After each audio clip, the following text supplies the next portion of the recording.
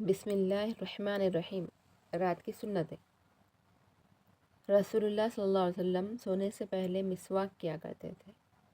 رسول اللہ صلی اللہ علیہ وسلم نے فرمایا، جب شام ہو جائے تو اپنے بچوں کو گھر میں روکو اور باہر نہ جانے دو، اس لیے کہ اس وقت شیطان کا لشکر پھیل جاتا ہے، یعنی مغرب سے پہلے بچوں کو گھروں میں روک لینا چاہیے۔ رسول اللہ صلی اللہ علیہ وسلم بعد نماز مغرب کم از کم 6 رکعت دو کر کے نماز اوابین ادا کرتے تھے، اس لیے کہ اس کا ثواب 12 سال کے نفلوں کے برابر ملتا ہے۔ رسول اللہ صلی اللہ علیہ وسلم نے فرمایا، بعد نماز عشاء جب گھر آؤ تو گھر کا دروازہ بند کر لو اور پانی کے برتنوں کو ڈھانک دیا کرو، یعنی گھڑا، بیرل جو بھی رہا اس کو کھلا نہیں چھوڑنا چاہیے، اس کو ڈھک دینا چاہیے۔ رسول اللہ صلی اللہ علیہ وسلم نے عشاء کے بعد قصے، کہانی اور لغو و مصروفیات سے منع فرمایا تاکہ صبح کی نماز قضا نہ ہو جائے۔ البتہ انبیاء کرام، اولیاء و بزرگان دین کے واقعات اور ان کے پند و نصائح سننے اور سنانے میں کوئی مضائقہ نہیں۔ رسول اللہ صلی اللہ علیہ وسلم رات کو سونے سے پہلے اپنے بستر کو جھاڑ لیا کرتے تھے۔ رسول اللہ صلی اللہ علیہ وسلم نے فرمایا کہ جب رات میں سونے لگو تو چراغ بجھا دو، جلتا ہوا نہ چھوڑو، اور برتنوں کو اوندھا کر دیا کرو۔ رسول اللہ صلی اللہ علیہ وسلم نے فرمایا کہ سونے سے پہلے اپنے تمام برتنوں کو ڈھانپ دو،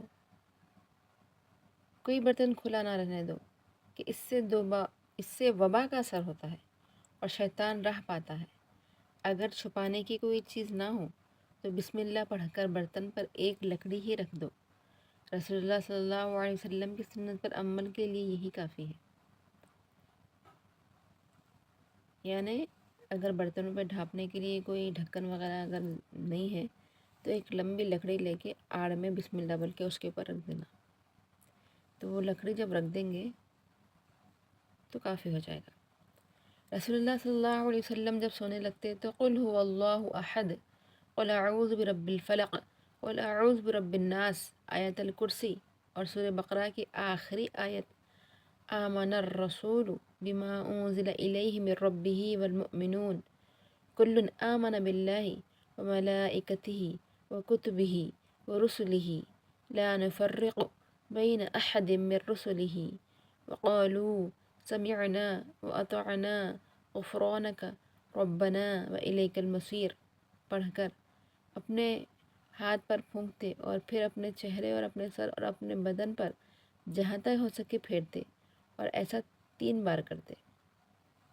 جس نے ایسا کیا وہ ہمیشہ اللہ کی حفاظت میں رہے گا اور شیطان اس کے قریب نہ آئے گا۔ رسول اللہ صلی اللہ علیہ وسلم نے فرمایا، جب سونے لگو تو سبحان اللہ 33 بار، الحمدللہ 33 بار اور اللہ اکبر 34 بار پڑھ لیا کرو۔ رسول اللہ صلی اللہ علیہ وسلم جب رات میں سونے لگتے تو 3 بار سرمے کی سلائی دونوں آنکھوں میں لگا کر سوتے۔ رسول اللہ صلی اللہ علیہ وسلم جب رات میں سونے کا ارادہ فرماتے تو وضو کر لیا کرتے تھے۔ رسول اللہ صلی اللہ علیہ وسلم جب سونے کے لیے بستر پر تشریف لاتے تو دائیں کروٹ پر آرام فرماتے تھے۔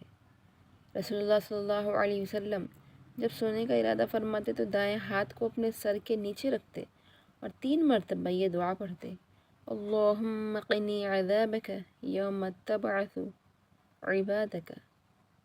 رسول اللہ صلی اللہ علیہ وسلم جب سونے لگتے تو یہ دعا پڑھتے، اللہم بسمک اموت و احیا۔ رسول اللہ صلی اللہ علیہ وسلم تہجد کے لیے مصلی سرہانے رکھ کر سوتے تھے۔ مصلی مطلب جانماز۔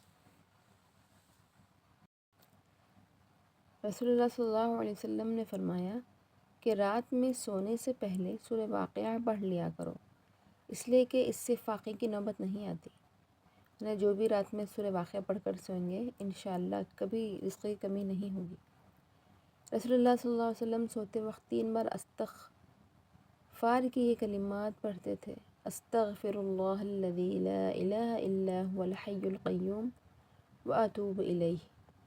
رسول اللہ صلی اللہ علیہ وسلم عشاء کی نماز سے پہلے نہیں سوتے تھے اور عشاء کے بعد دیر تک نہیں جاگتے تھے۔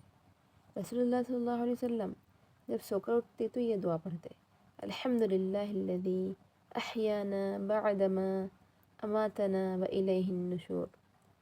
رسول اللہ صلی اللہ علیہ وسلم نے فرمایا، جب تم میں سے کوئی برا خواب دیکھے تو 3 مرتبہ بائیں طرف تھتکار دے۔ تھتکارنا مطلب بائیں طرف ایسا تھوکے جیسا آہستہ سے تھتکارنا، اور 3 مرتبہ شیطان سے اللہ کی پناہ چاہے، یعنی اعوذ باللہ من الشیطان الرجیم پڑھے، اور کروٹ بدل کر سو جائے۔ اور کسی کو بھی اپنا خواب 3 دن سے مطلب 3 دن کے بعد کہنا بھی ہو تو پہلے تو کسی کو اپنے خواب نہ بتائیں، اگر اپنے کوئی خاص ہے کہ ہم بتانا چاہ رہے ہیں تو 3 دن کے بعد بتائیں، اس سے پہلے نہ بتائیں۔ جزاک اللہ۔